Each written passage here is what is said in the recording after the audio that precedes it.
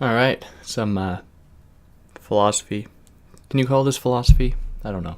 Baudrillard. Taladama Rajan said you could. She knew it. She's pretty smart. But anyways, some philosophy in the AM. Good stuff. Continuing on here with Impossible Exchange, at least the second half. So this is the part titled The Flow of Change, the Cycle of Becoming, and the Divide of Destiny. So what the hell does that mean? Well, let's find out. Beginning here, this is probably one of the more problematic things that Baudrillard comes to do in his work, but challenge, or at least criticize, what is going on with regards to identity at, kind of undescript nowness, right? Saying, like, oh, people today, whatever that means. But here we have it, where he says that sex, genes, networks, desires, and partners, everything now falls within the ambit of change and exchange. Destiny, pain, everything is becoming optional. Death itself is an option. The very sign of birth, your astrological sign, will one day be optionally available in the future. Zodiacal Surgery Institute, where under certain conditions you will be able to change your birth sign the way you can change your face today. Okay. Like I will reiterate, obviously, if someone listening to this is using it to fuel their alt-right intentions, then fuck off. But what he is getting at here is something interesting, at least calling attention to some things that are considered sacred. So in the case of one's birthday, and I should reiterate, I should go back to an idea that he presents in Seduction. So there he makes a distinction between the rule and the law, where he says that the law can be, transcended, it can be defied, it can be challenged, whereas the rule is something that is almost like sacred. The rule is something that people abide by, but that doesn't, enter policy making per se or anything like that. It's kind of hidden rules and codes and conventions. So there he makes, saying that, he says that in a world that is moving further and further away from kind of sacred rites and rituals and anything like that, he wants to pay, or he tries to pay credence to astrology as being one way for, people to have an attachment to the unknown, an attachment to kind of indeterminateness, right? It's kind of like, okay, whatever, Baudrillard, you silly kook.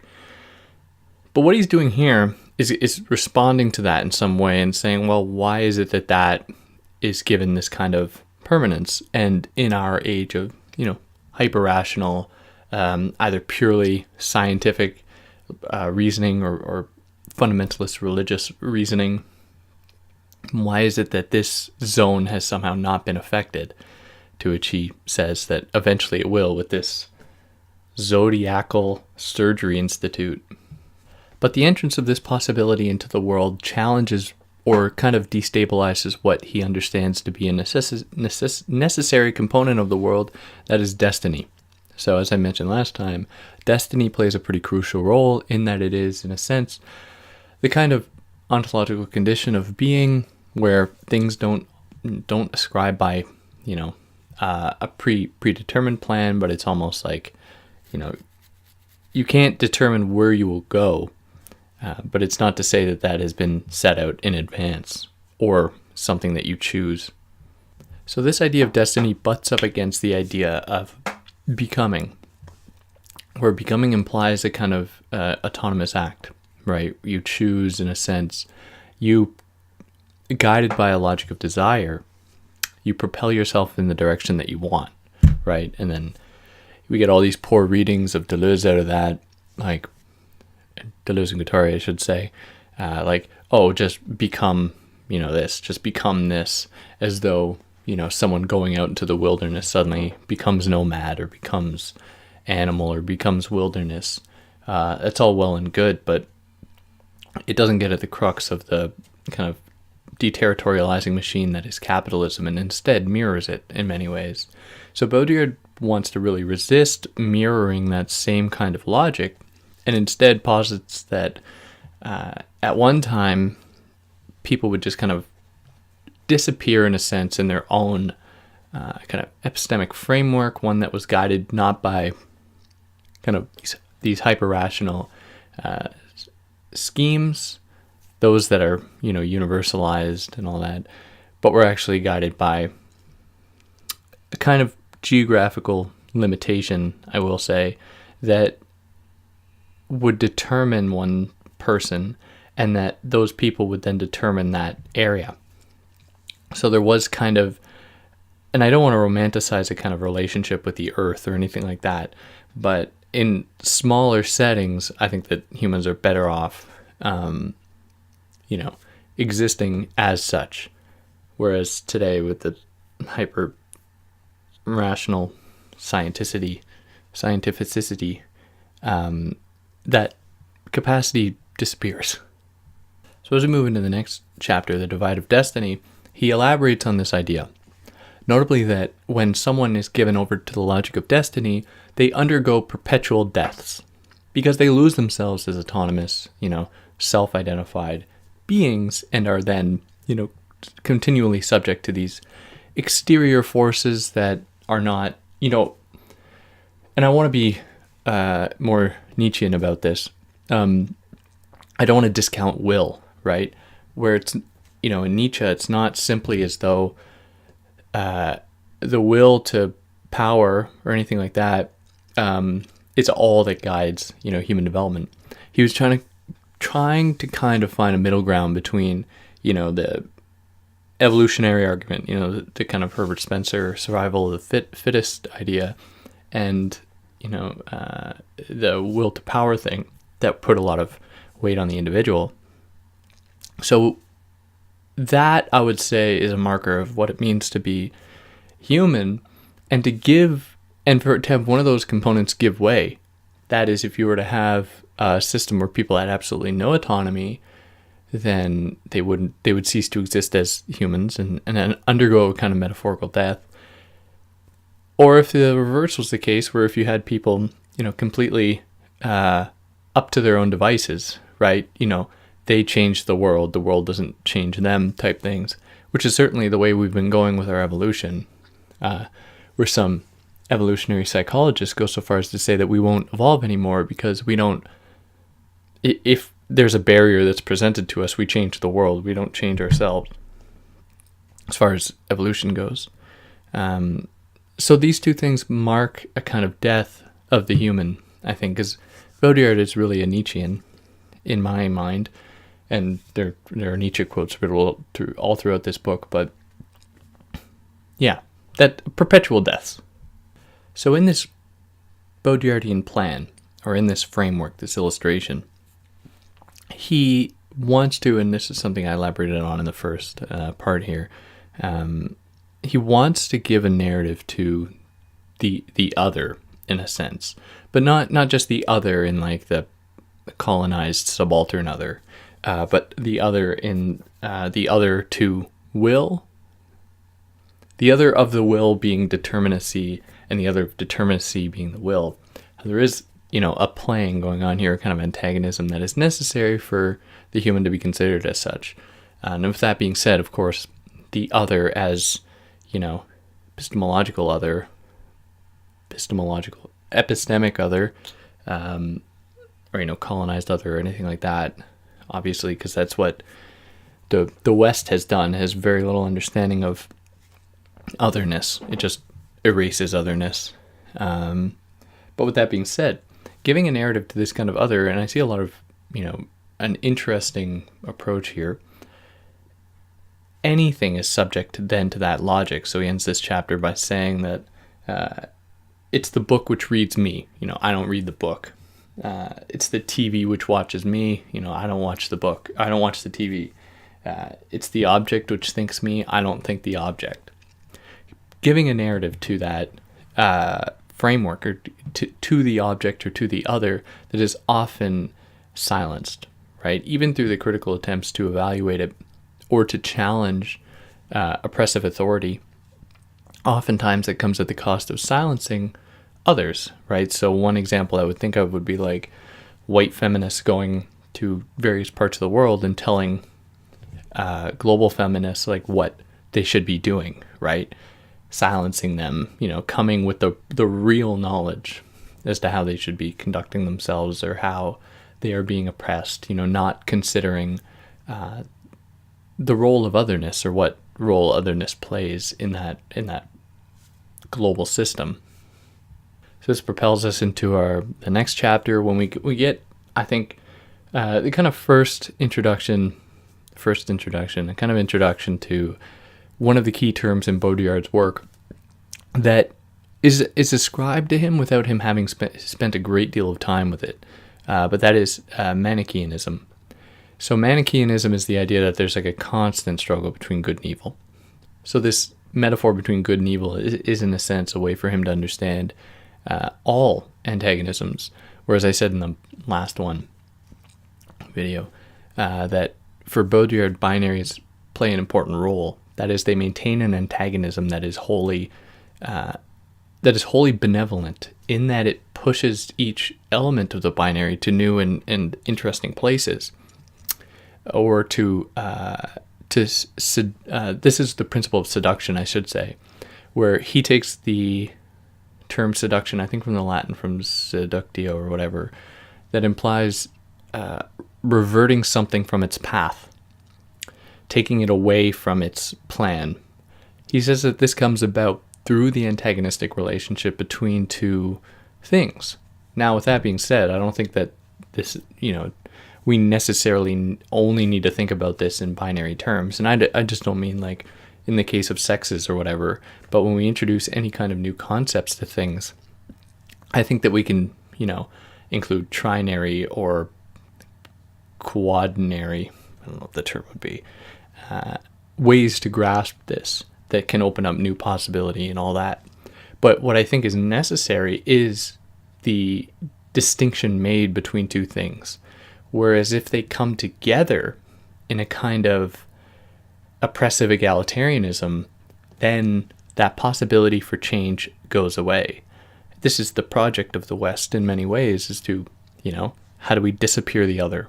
How do we, if we can't disappear them, make them, subject to them to our logic, be it the logic of, late capitalism, the logic of scientific rationality, logic of codes, anything like that, because ultimately what we want is to have a homogeneous space. Or as Baudrillard puts it in his own words, good, which was in the past an ideal metaphor for the universal, has become an inexorable reality, the reality of the totalization of the world under the banner of technology. So it is evil which now takes over all the potency of the metaphor, whereas at one time this was reversed. So this is also coming out of Nietzsche, the genealogy of morality, where Nietzsche makes the case that the English psychologists that are out, almost performing a kind of anthropological archaeology of humanity, depart from the axiom that humans are good, whatever the hell that means, but they are, good. Whereas this idea of good, is simply a relic of a kind of aristocratic, conception of good, and it doesn't correspond to any kind of a neutral goodness. Or as he says, there's no such thing as non-perspectival knowledge. So this idea of the good gives out, or becomes total. Gives out. It very much becomes the global logic. That is because what is associated with good is one's, ability to correspond to the global system in one way or another. This serves as the basis for his theorization of the Vietnam War, where one might recall in Simulacra and Simulation, he makes the case that the United States pulled out of Vietnam, but they won the war. Now, what the hell does that mean? Well, he says that winning the war, whatever that would have meant, probably killing more people, only came about, or was only was a secondary task. The first task was to enter the Vietnamese army and the Viet Cong into kind of global system. As soon as that was accomplished, it didn't matter. Communism isn't a threat.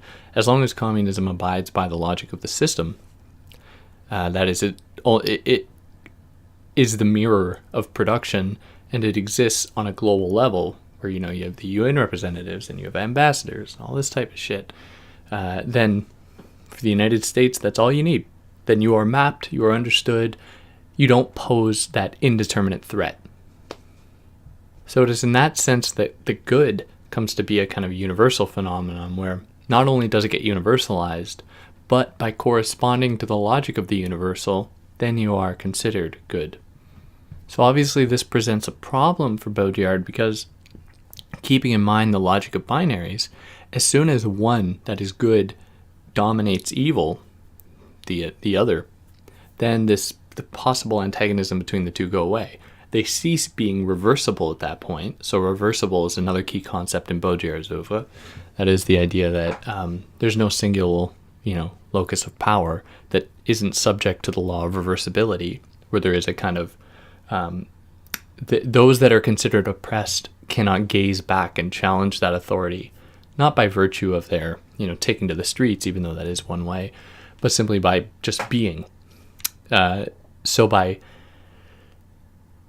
making the binary turn into kind of like one homogeneous space, it gets rid of this logic, and it gets rid of what Baudrillard says is kind of the condition of the world, in a sense, and that's why it's posed as such a threat. Okay, but can this really happen completely? Can we see the total disillusionment of the binary system in favor of a kind of homogeneous space? In the next chapter, Dissociated Society, Parallel Society, he makes the case that this can't really come about. And this echoes the thesis he puts forward in Seduction, when he says that, seduction can't totally go away. Seduction, being the extension of reversibility, doesn't just disappear. It's always going to linger to some extent. Now, with that being said, someone could respond and say, well, what the hell is Baudrillard writing about then? What's the concern? The concern, I would think, is that nevertheless, there are still forces trying to get rid of it. And we don't know yet if it can go away. But, it's always good to keep that possibility on the horizon, prepare for the worst, hope for the best. So in his words, as our society becomes globalized and as we identify willingly or otherwise with this integral world, duality resurfaces in the modalities of disorganization which haunt our systems.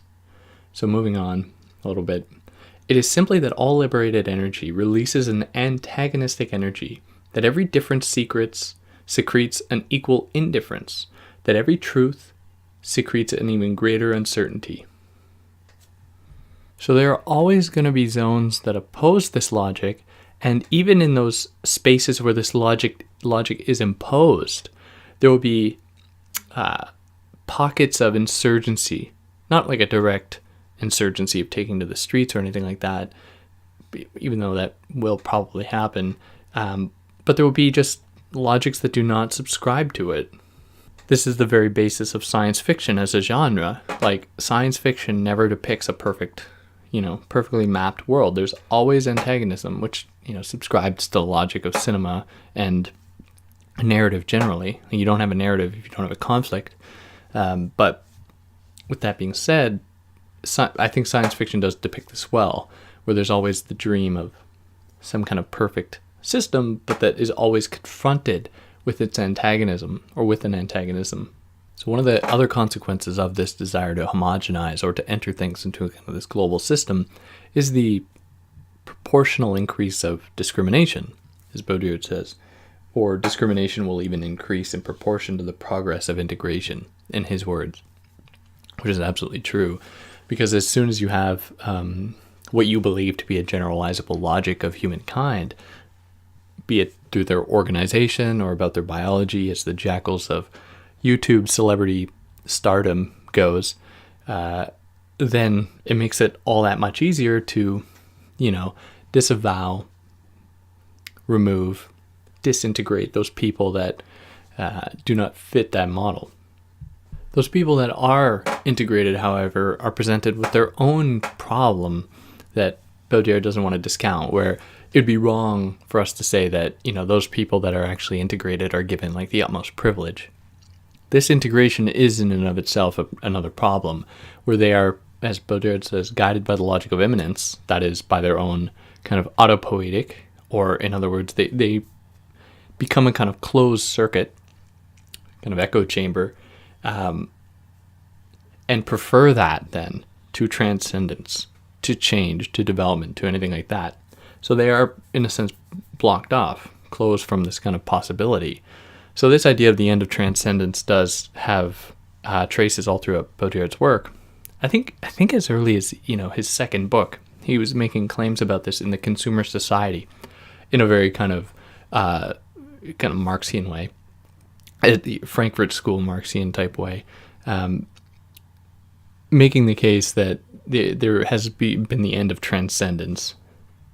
And that propels us here into the third section of the book, titled Poetic Transference.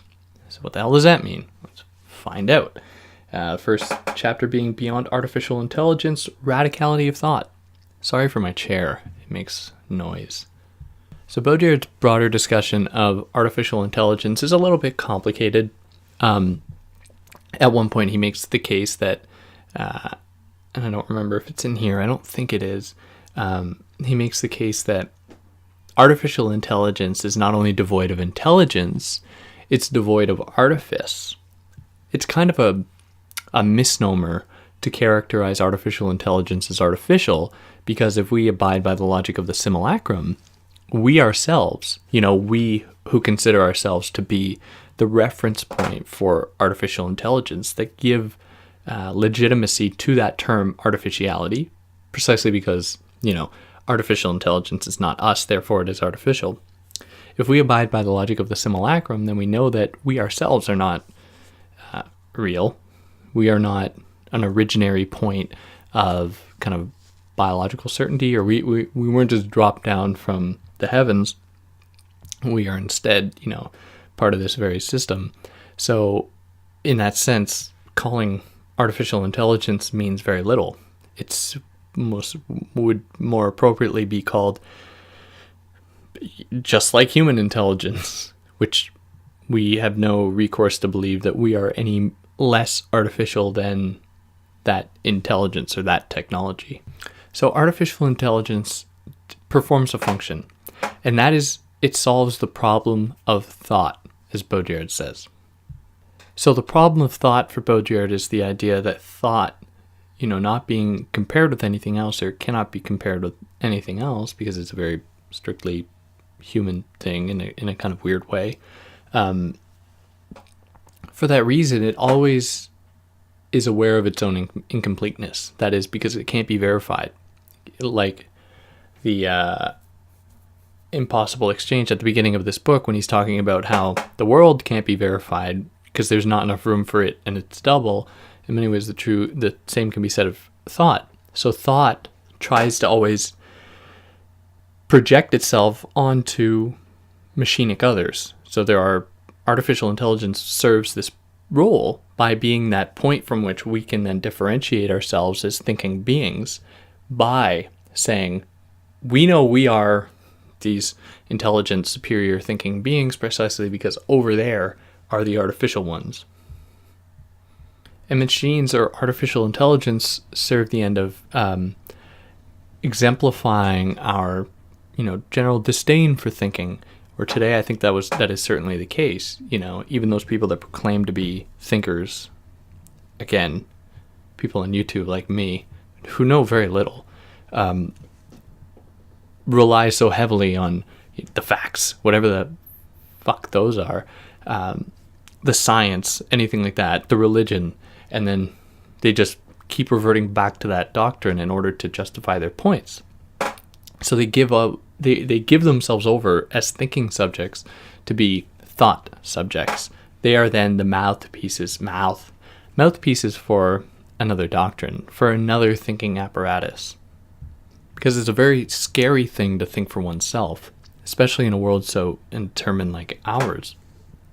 Because to think means to have, some ability to reflect on your world. And when we live in a world that's already so like indeterminate, live in a world that is so fragmented, it seems like a pretty fragile world. And to think it in that way, to reflect on it, is to make it even more fragile, to make it even more indeterminate. And it comes down to, I think for many people, survival. People don't have the ability to just, think, whatever even that means, or to be reflective agents in the world, because, they have you got to work 2 9-to-5 jobs, and they're a single parent somewhere. So then it's all these other people that come to the that rise up from the mud, saying, don't worry, I'm going to think for you. Take my white ass opinion, and then there you're good to go.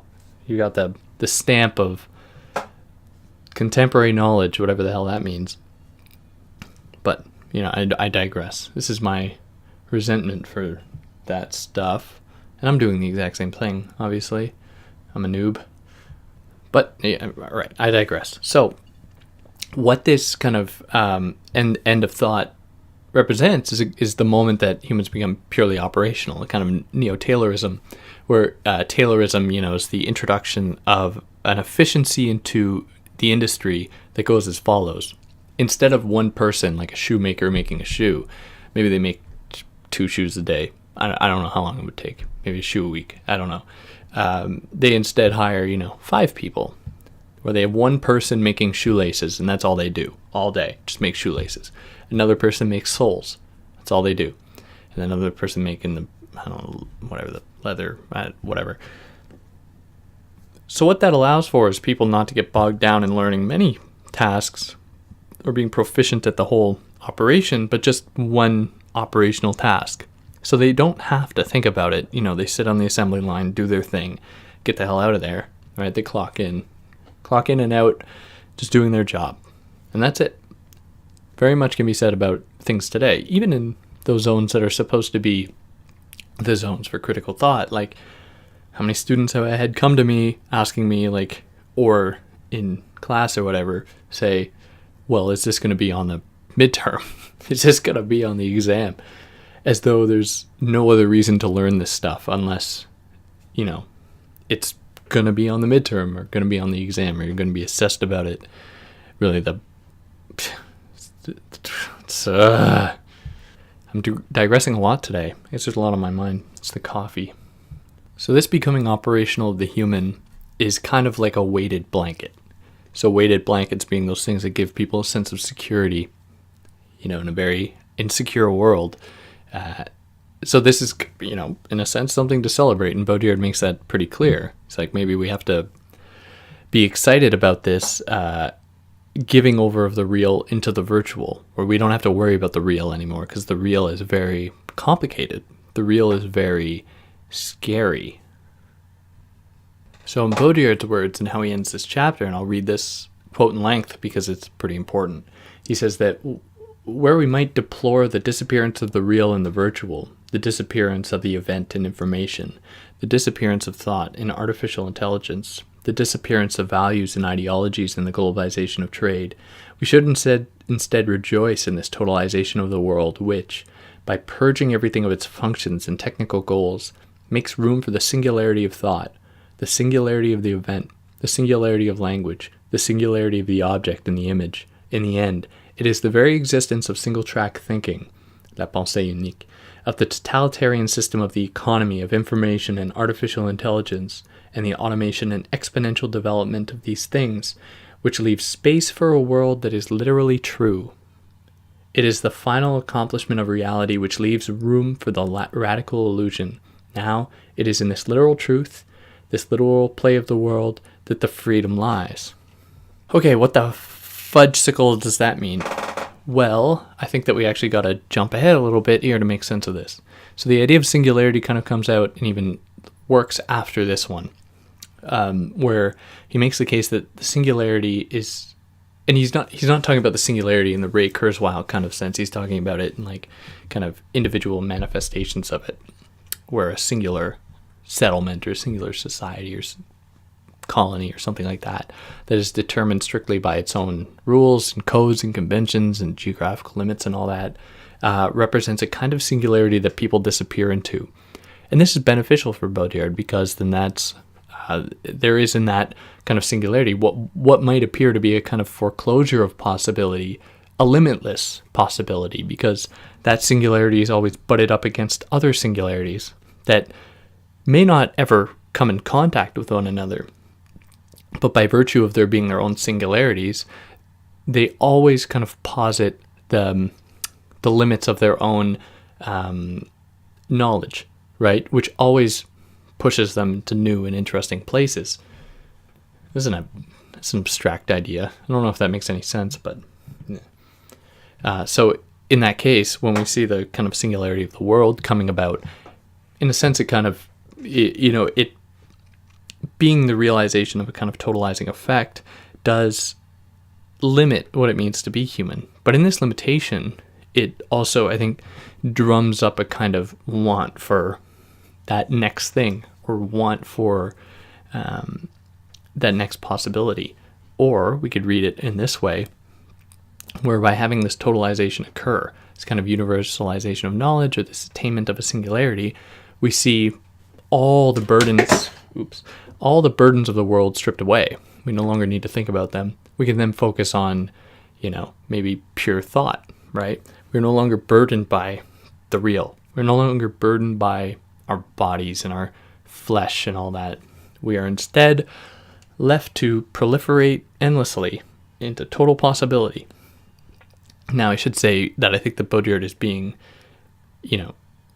sarcastic when he's writing this, or when he wrote this. He does not celebrate this possibility. But in proper Baudrillardian fashion, he's always keeping the possibility of a reversal, even of his own thought, on the horizon. That pushes us into the next chapter. Living coin, singularity and phantasm. Now, I won't spend a whole lot of time on this one, but he makes one interesting observation, where he says that rape is really the most violent when it is not the act of taking pleasure, but is the act of forcing pleasure onto someone. Where, I don't know if I would certainly hope that women, that I don't scare away women or other minorities from listening to this type of stuff, but he makes the case that, well, how could I frame this? How many men... There's a moment in the film Nymphomaniac, Lars von Trier film, when... what's the protagonist? The young woman protagonist, is telling all her boy lovers that they were the first one to give her an orgasm, make her have an orgasm. Obviously a lie, because she's telling all of them this. But the idea here is that they derive a whole lot of pleasure from knowing that they gave this kind of pleasure, which is an extension of the, I think, patriarchal belief of, being the deliverers of the good, kind of the capitalist dream as well. The system delivers the goods. How women need a man and a penis to be pleasured, when in fact that's very much not the case. So with that being said, there is this way that, and even in my own conversations with men in the past, there's a strange desire to exert a man's sexual prowess by being able to deliver pleasure, as though if they fail to do so, they are considered less of a man. So it's a kind of terrorism by, delivering pleasure. Instead of dropping bombs, you're dropping pleasure. So this goes back to the idea of the gift. Okay? So this gift coming out of Maus is the idea of giving something through the potlatch, kula, and then not having this thing be exchanged in the way that we understand it today with the universal equivalent, that is money. But by giving a gift, it is assumed that you are going to be given a greater gift in return. So by men in this situation then I guess, intensify this logic to the point that they believe that doing that is going to yield them greater results in the end. So that's why the act of giving pleasure, the act of giving this gift, is an oppressive thing. And it does maintain a degree of authority in some spaces. Now, obviously, I'm being very heteronormative about this, just for the sake of simplicity, and how speaking to my own experiences.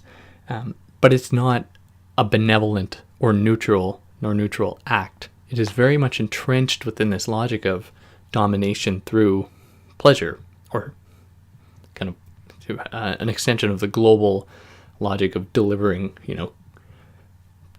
democracy and freedom and justice, as though those things exist, and then as though those things should be disseminated and should be universalized. So that situation is kind of the logic of the gift intensified, made oppressive, right? Kind of mobilized in favor of a certain group. But it is, in a sense, a relic of a system that was beneficial, just that it's now taken to its pornographic level. Where, and porn is one excellent example where, women are paid not to enjoy themselves, but to demonstrate that they're enjoying themselves, putting in the minds of young men that, they are the ones that, it's such a joke. But the logic of exchange and the gift disappears with the introduction of money for Baudrillard, and what this necessarily implies is that people give themselves away, or they give up the idea of exchange that involved kind of a negotiation and therefore involved, some thought behind it. All that goes away when suddenly a universal equivalent is introduced, that is money. So, set by the market. So we have no idea why, like a loaf of bread costs $4, whatever it costs. We have no idea why, but we just kind of agree. Walk into the store, go up to the counter, pay the amount. You don't negotiate, you don't discuss it, and that's just it. It's just set from some kind of, it's as though God themselves just did it. So that propels us now into the next chapter. I'm sorry I'm doing it like this, but every chapter is different, and real event, faded event, singularity of the event. So in the age of CNN and Fox, what does an event mean? Well, this whole emphasis and obsession with real time, or an event happening in real time, disturbs the idea of what an event is, because it becomes an instantaneous thing that comes as quickly as it goes. And how many people can speak to the kind of ephemeral nature of the medium, where, a day will go by and someone might recollect a news event from the day before, to which you say, wow, that was only yesterday. Like, so many events take place that they lose their meaning as events. They disappear in their proliferation, which is a very Baudrillardian idea. Sex disappears in its proliferation with pornography. Introduce anything else there. So the event goes away when it becomes totally real, totally present.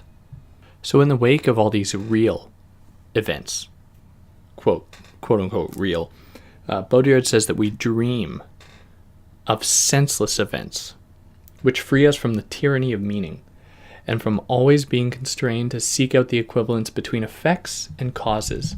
We live in terror of both excess of meaning and total meaninglessness.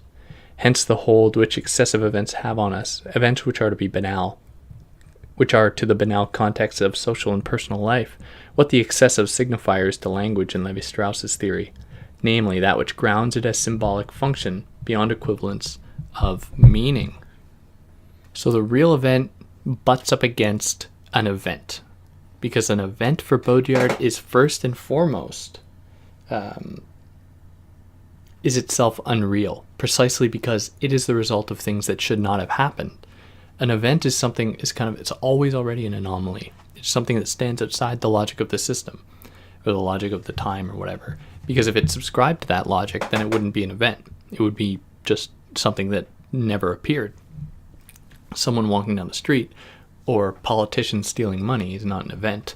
These things disappear faster than anything else. Notre Dame catching on fire is an event. It's something that the whole world turns to, or as just one example. So the event goes away as an event when it becomes wholly real, and that is when it is dissected and understood. This is where the conspiracy theory comes in disturbing the event or destroying the event. It always searches for these causes, always searches for the reasons that something transpired. And that's why conspiracy theories are, in many ways, an extension of the logic of kind of modernity, and that they don't stand outside of that logic, as some people might be want to think. That is, they aren't just propagated by crazy people. They are very much enmeshed in the very logic of the system. So then from the media event, we enter photography, which is the next chapter. So photography played an interesting role in Baudrillard's life and career here. He didn't write about it all that much, but he was a photographer, and he was not bad at it either. But yeah, he had some interesting ideas about photography, and we'll get into them here. So of the photographer, he says that it is the photographer's objective lens which paradoxically reveals the non-objectivity of the world, which reveals that something that will not be resolved either by analysis or resemblance. It is technology which takes us beyond resemblance to the heart of the trompe-l'oeil of reality. It is through both its non-realist play with technology and its découpage, its stillness, its silence, its phenomenological reduction of movement, that the photograph confirms its status as the purest, most artificial image. So the objective photograph, that is the thing that people hold with such high esteem. You catch someone in the act and you photograph them, then all a photograph does is show the truth. Same with the surveillance camera. The surveillance camera is beyond criticism. It is beyond challenge. Why? Surveillance cameras don't exist neutrally. Surveillance cameras aren't placed in certain places neutrally. We could take the white guy response or the George Orwell type thing to understand that, but we could also just look at it through any other way, where there's no coincidence that surveillance cameras proliferate in places with marginalized communities. It's not that these people commit more crimes, it's that there is an entrenched belief that they do. So what is captured more marginalized people committing crimes than non-marginalized people, which then fits into and promotes the agenda of these types of acts. Where when, for people who hold power, if what is depicted on the camera or what is depicted in the surveillance camera does not fit the narrative, then it doesn't exist. Think of police body cams, for instance. So in capturing an image, that thing, whatever it is you capture, becomes an object, wresting them from that kind of privileged position. They disappear into their becoming copyable, I guess, in a sense, through the photographic image. They get shown for what they really are. That is simply an image already. So it is in that sense that the objectivity of the photograph destabilizes objectivity, because it shows us for what we really are. That is non-objective beings, that is already simulated beings. So it is in that sense, and this is what Baudrillard says, that the photographic moment is the moment of a duel. So the objectivity of the lens is butted up against the objectivity of the thing being captured, where there's a play, an antagonism between the two challenge, where the objective lens, harboring no illusions about the nature of the simulacrum, and the thing being photographed believing themselves to be wholly real, not already determined image, not an already determined image. Each has their own respective position challenged and thwarted by being put in proximity with the essence of something else that challenges that very belief.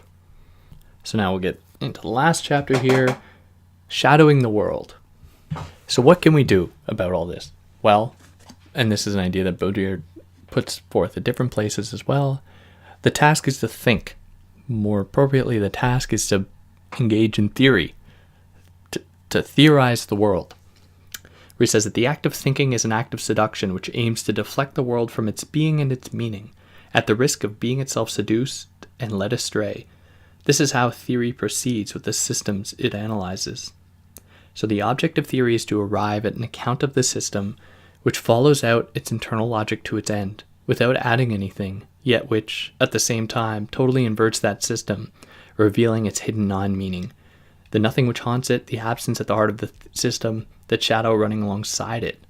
And this is possible because, as he says at another point, the secret to theory is that there is no truth.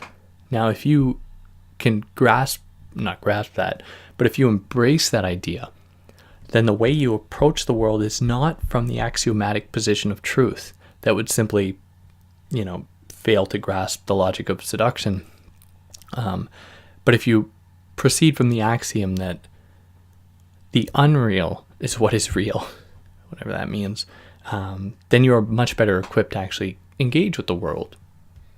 So more specifically, this occupies the place of radical theory or radical thought that doesn't proclaim to know.